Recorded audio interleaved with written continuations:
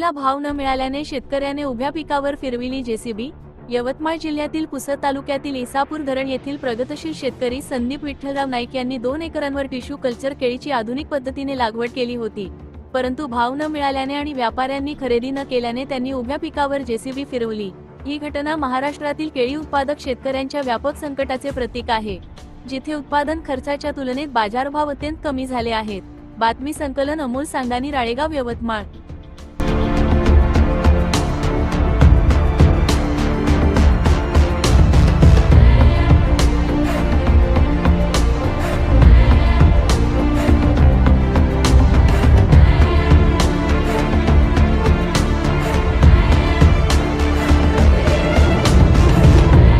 बातम्यांशी update राहण्याकरिता आजच आमच्या चॅनलला सबस्क्राइब करा आणि बेल आयकॉनवर क्लिक करा।